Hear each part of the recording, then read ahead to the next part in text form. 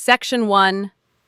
You will hear a conversation between a travel agent and a customer who wants to book a holiday to the Canadian Rockies. Before you listen, read questions 1 to 5.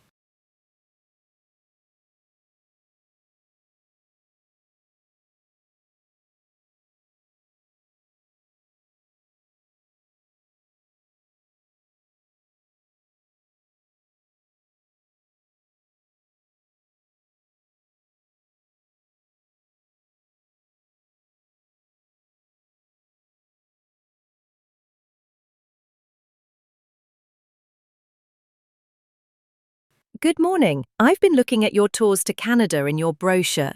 I'm considering going during the second half of next month. Good morning. As you can see from our brochure, we offer a wide range of packages to various parts of Canada. Is there anything specific that caught your eye? Yes, my partner and I are really interested in the trips to the Rockies.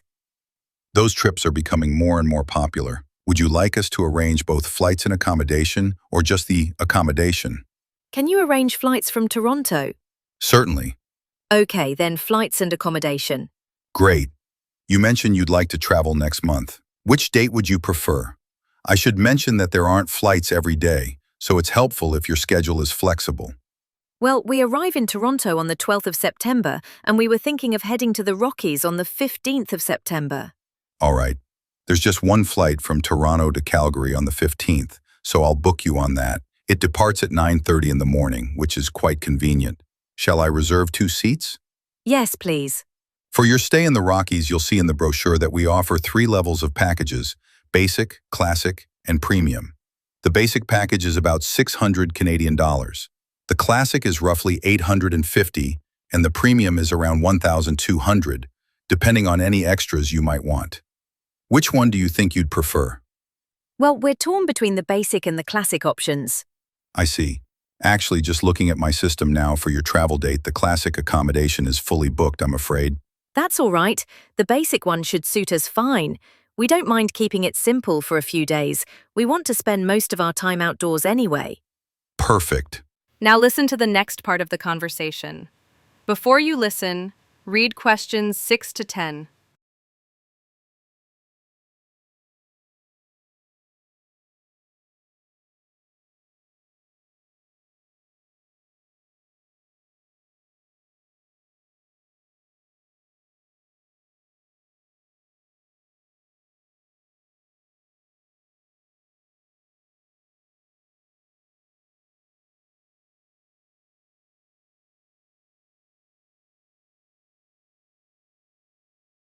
First of all, would you prefer a non-smoking room? Yes, neither of us smokes. Very good. Of course, will you be paying by credit card? Yes. In that case, I'll just need your partner's name exactly as it appears on the card. No problem. It's Emily R. Lawson. Lawson with a W.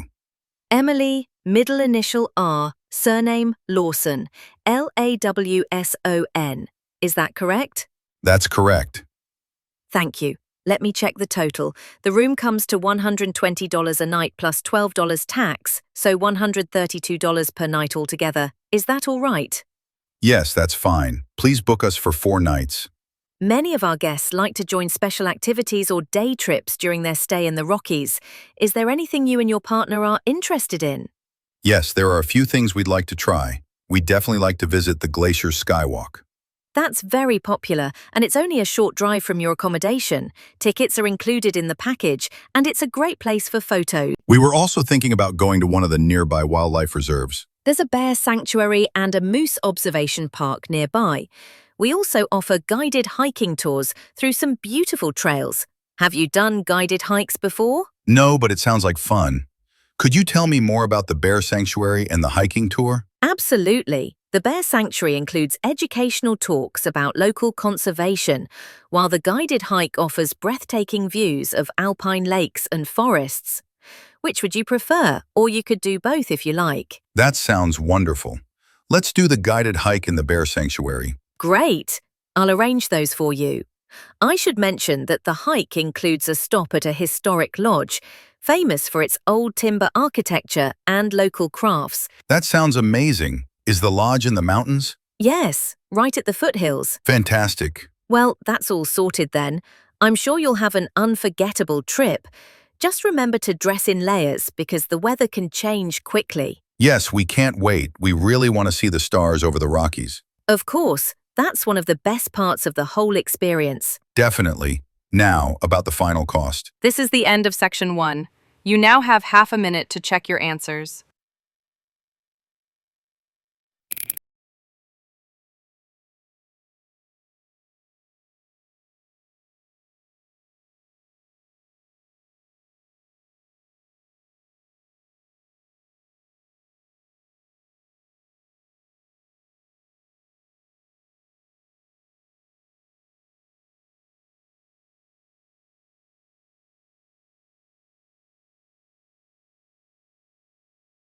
You will hear a public service announcement about volunteer opportunities at Worldwide Helpers.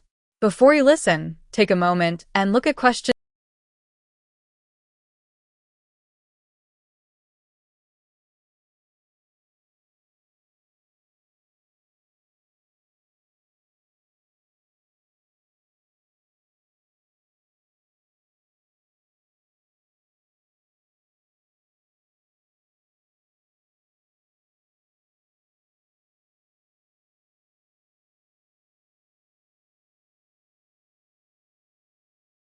Continuing our broadcast of public service announcements, Worldwide Helpers announces upcoming vacancies for a number of volunteer worker positions. All applicants must meet the following requirements. First of all, applicants must be over 18 years of age. The company apologizes, but there can be no exceptions to this rule.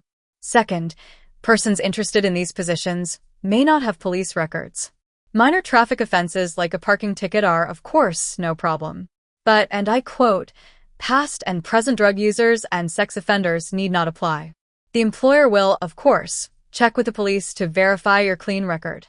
In addition, applicants must supply references from past or present employers or teachers along with their recent CV.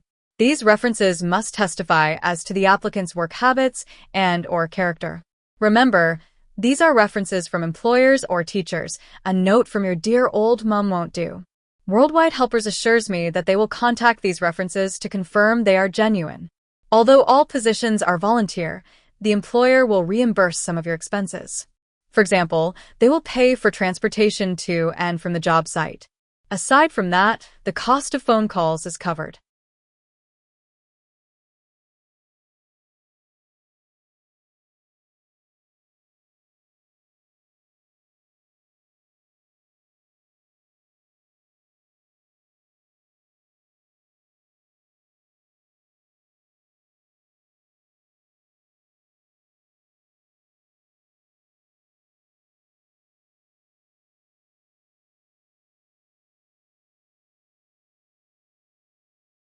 As for the positions themselves, there are 3 types. The first involves assisting persons confined to wheelchairs. For this position, volunteers must be physically fit and in excellent health. They must be able to lift at least 150 pounds. They should also have a current first aid certificate from the Red Cross. But the most important requirement is that the volunteer must have their own car. On Tuesday afternoons, the volunteers take their clients to various scenic spots around the city to experience and enjoy nature. If you don't drive, but you'd still like to get involved, the center has a number of openings for people to read to the blind. Readers must, of course, read English clearly.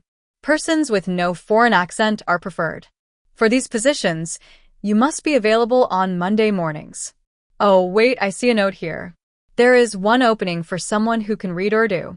Apparently, there is a Pakistani blind person who'd like to hear his or her native language. But the other positions are all in English. And finally, there are a limited number of volunteers needed to care for disabled children. I'm sorry, but the information I've been given does not say how many children or what disabilities they have. In any case, you are needed to care for the children for 1 week in August.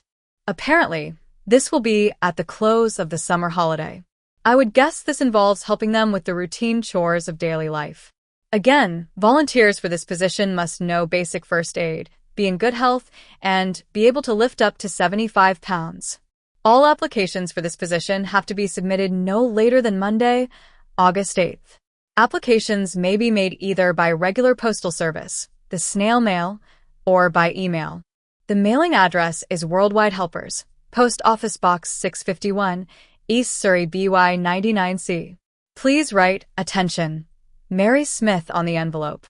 Or you can send email to acrawfer@worldwidehelpers.org. That's acrawfer@wrldwidhelpers.org.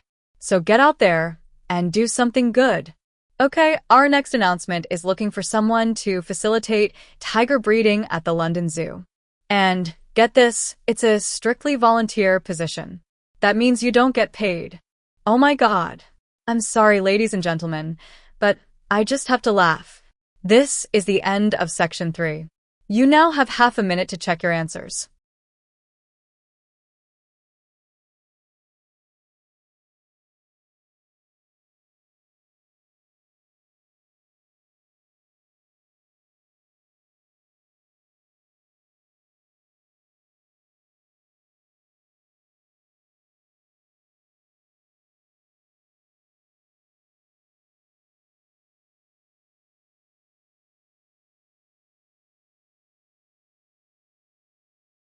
Section 3.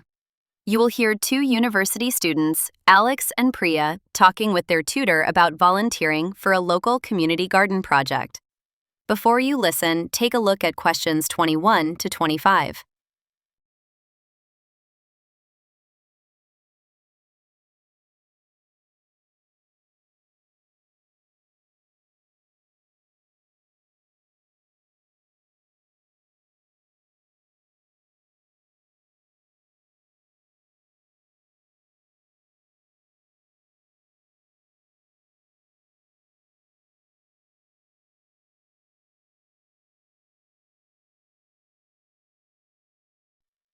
So, Alex, Priya, you said you were interested in getting involved with the new community garden project, right?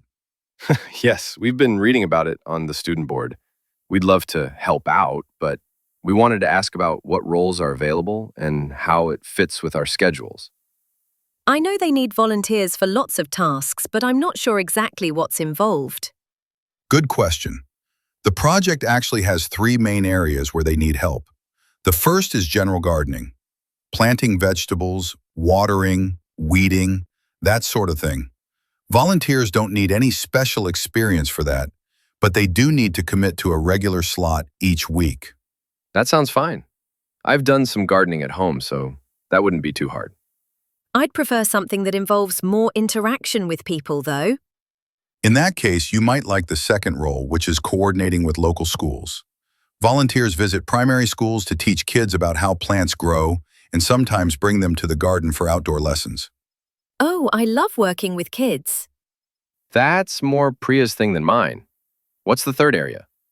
The third area is fundraising and promotion. The garden relies on donations, so volunteers help run stalls at weekend markets, hand out flyers, and organize small events. I could do that. I've got some experience with social media promotion too. Perfect. Just keep in mind that those roles often involve weekends. Now listen to the next part of the conversation. Before you listen, read questions 26 to 30.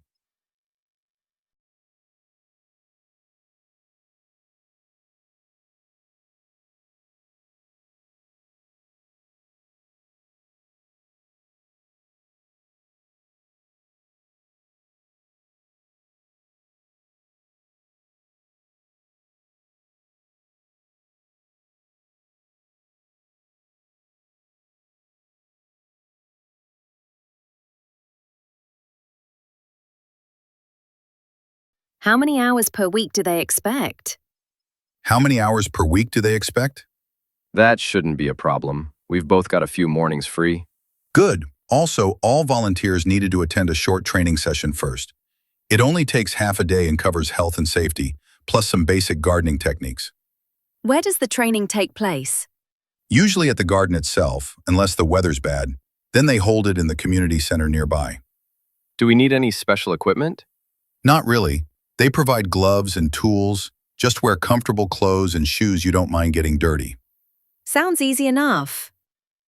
And who do we contact to sign up? I'll email you the coordinator's details after this meeting. She's called Lucy Grant. Just send her a quick message saying what roles you're interested in, and she'll arrange your training date. Great! Thanks so much for explaining all that. No problem at all, and thank you both for helping out. The garden really depends on volunteers like you. This is the end of Section 3. You now have half a minute to check your answers.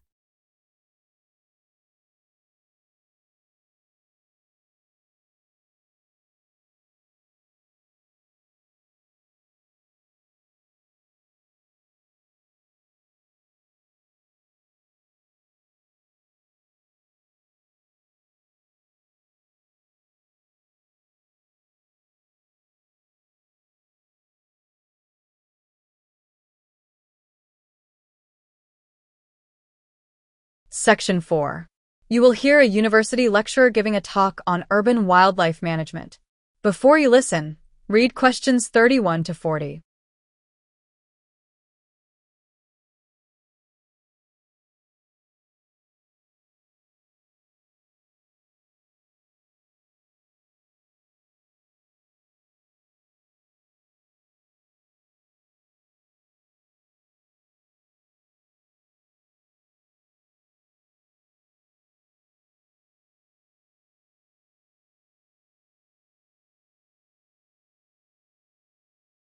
Good morning, everyone.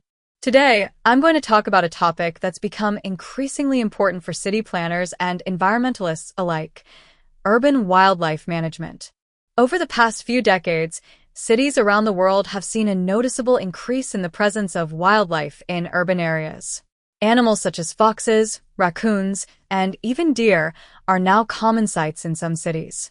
This change is partly due to urban expansion into former wildlife habitats, but it's also because some species have adapted remarkably well to living alongside humans.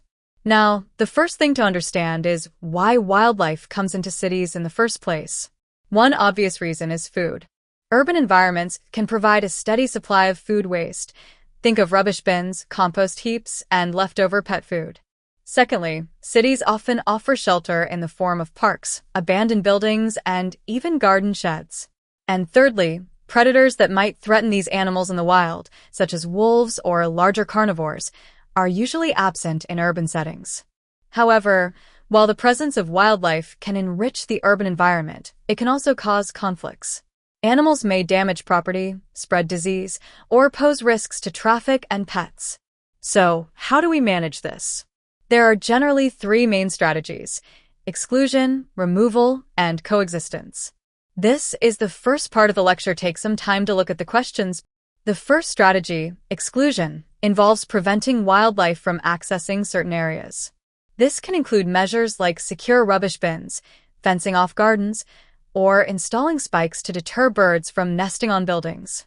The second strategy is removal. This can mean relocating animals to more suitable habitats or, in some cases, controlled population reduction. However, removal is controversial and often unpopular with the public. The third approach, which is increasingly favored, is coexistence.